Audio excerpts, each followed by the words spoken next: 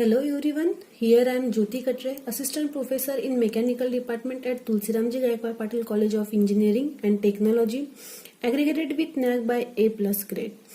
In previous lecture, we have already seen two numericals on centrifugal pump और आज के lecture में हम लोग न्यूमेरिकल 3 ले रहे हैं. ठीक है.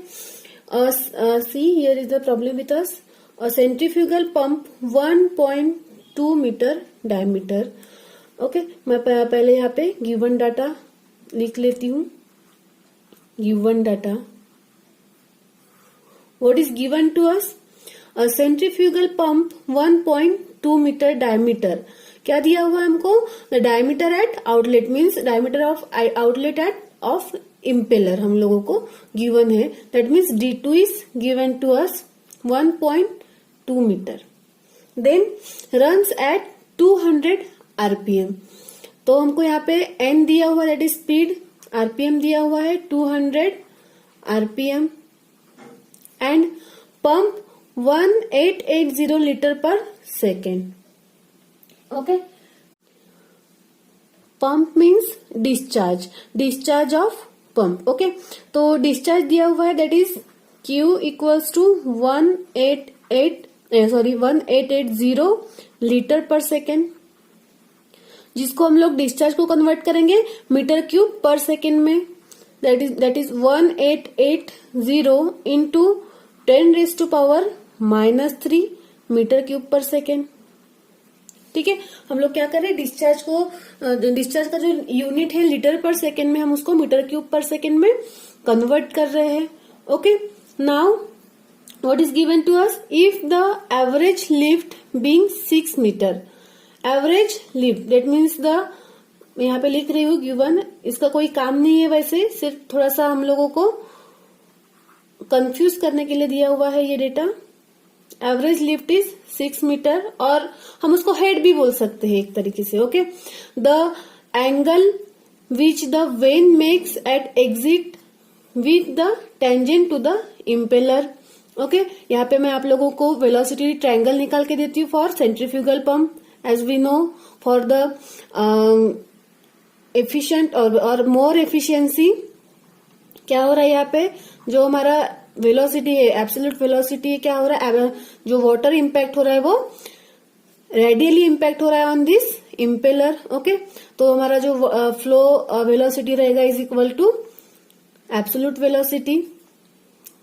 Okay, this is a tangent velocity at inlet, tangential velocity at inlet, and this is relative velocity at inlet.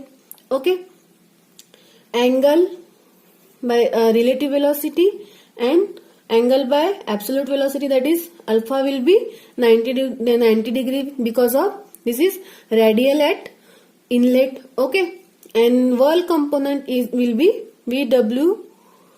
VW1 will be 0. Okay, तो ये कंडीशन है फॉर इनलेट, जैसे कि हम लोगों ने वेलोसिटी डायग्राम वर्क डन के समय पे देखा था सेंट्रीफ्यूगल पंप के. ठीक है, तो ये क्या है हमारा inlet impeller and this is our outlet of impeller. Okay, now VF1 equals to VF2. This is the condition for centrifugal pump. This is relative velocity at outlet and this is absolute velocity at outlet.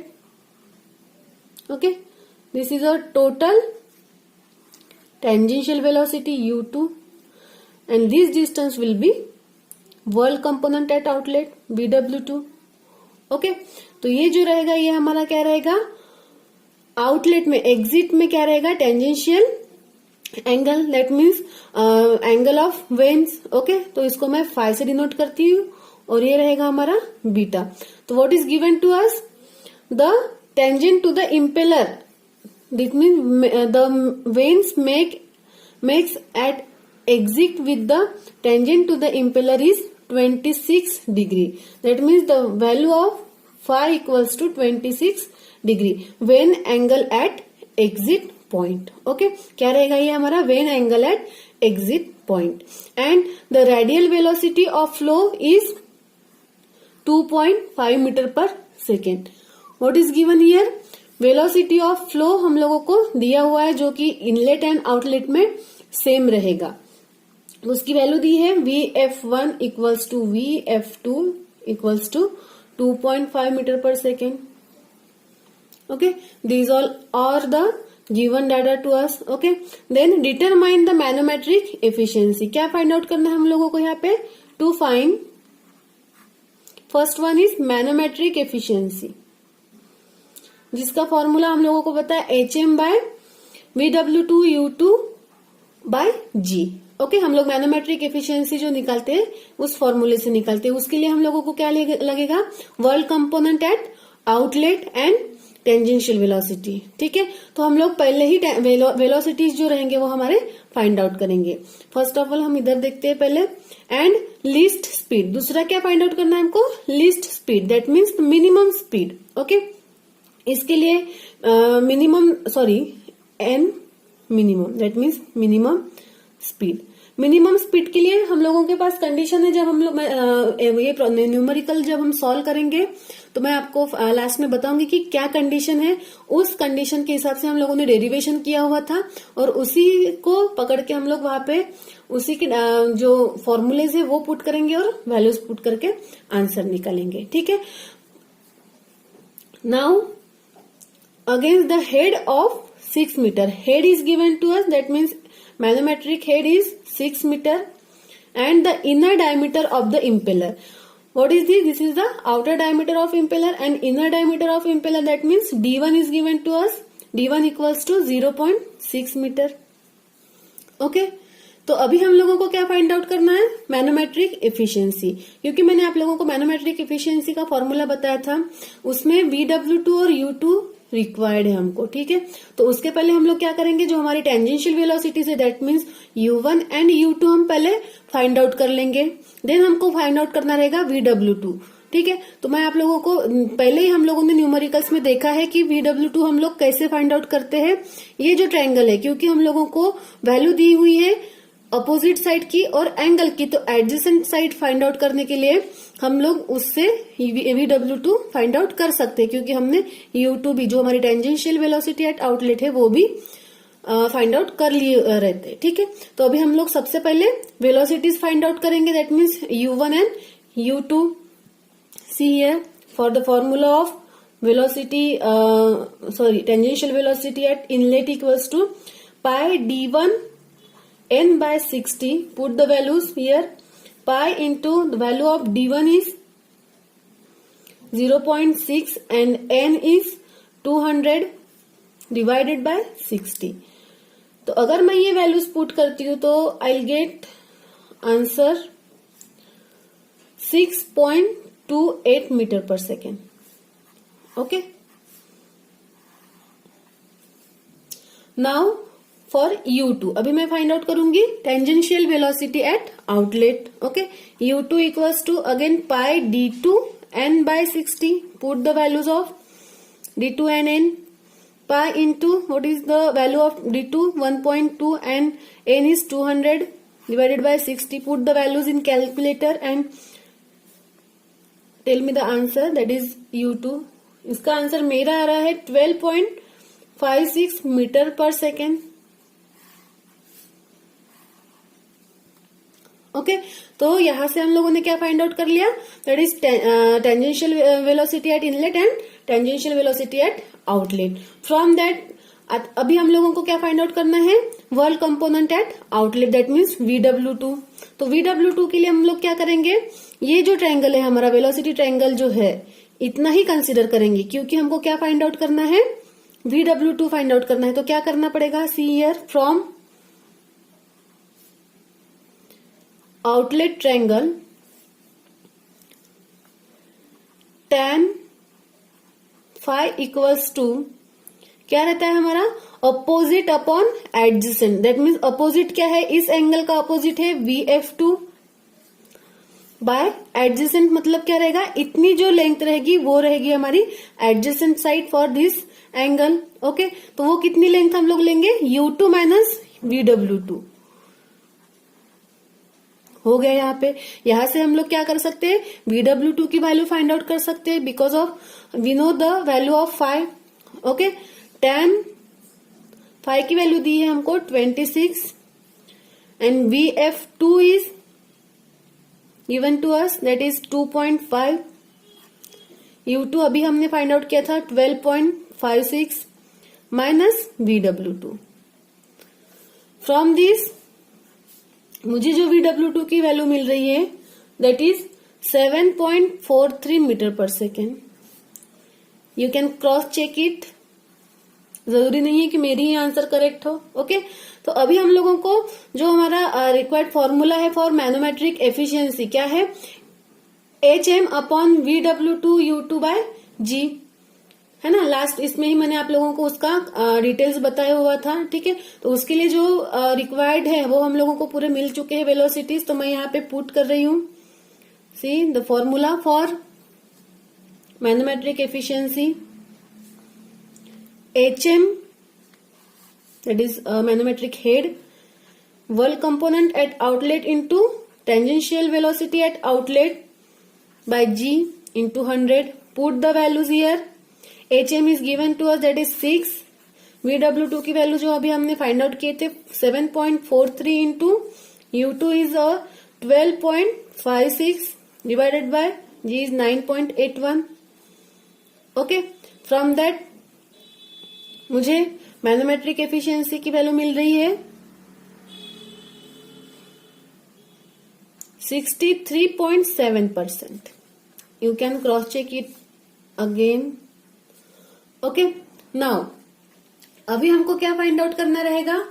Second is our minimum speed. Minimum speed हमको find out करना है. ठीक है, तो उसके लिए हमारे पास condition जो है मिनिमम स्पीड की जो कंडीशन है that is the centrifugal pump will start delivering that if and only if the pressure rise in the impeller is more than or equal to manometric head. otherwise the pump will not discharge fluid. okay, although the impeller is rotating. मतलब कि हमारा जो centrifugal pump है वो कब start करेगा water deliver करने के लिए, जब जो हमारा प्रेशर है इम्पेलर में जो प्रेशर रहता है प्रेशर राइज रहेगा वो क्या होना चाहिए, जो हमारा मैनोमेट्रिक हेड है उससे इक्वल होना चाहिए या फिर ग्रेटर होना चाहिए या फिर ज्यादा होना चाहिए. ठीक है, तो हम लोग फॉर मिनिमम स्पीड क्या कंसीडर करेंगे, जो हमारा क्या रहेगा head generated by impeller to water जो रहेगा और जो राइज प्रेशर राइज जो रहेगा इन इम्पेलर.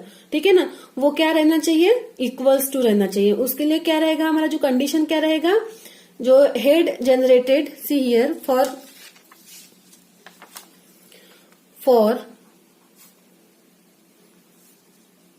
the pump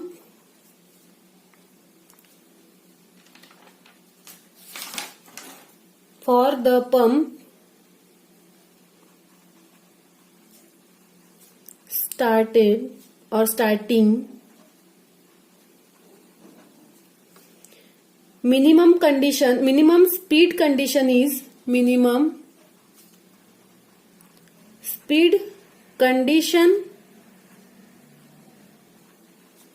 इज क्या रहेगा ये हमारा हेड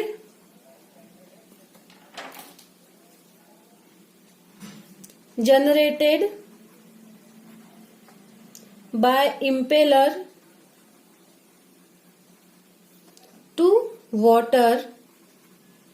मतलब जो इम्पेलर में प्रेशर राइज हो रहा है that will be equals to our manometric head.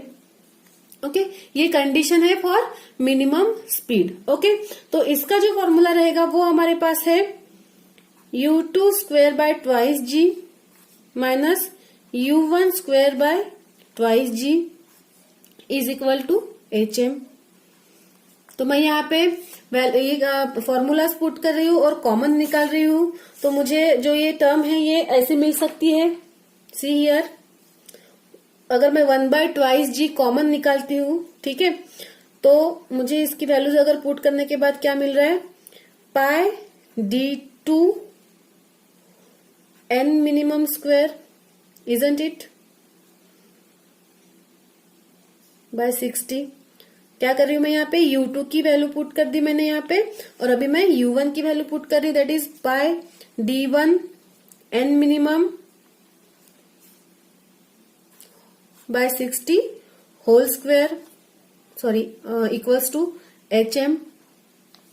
Okay, तो यहाँ पे हम लोग N मिनिमम कॉमन निकालेंगे और वैल्यूज पुट करेंगे। दैट मीन्स मैं यहाँ पे वैल्यूज पुट कर रही हूँ, 1 bye twice G means 2 into 9.81,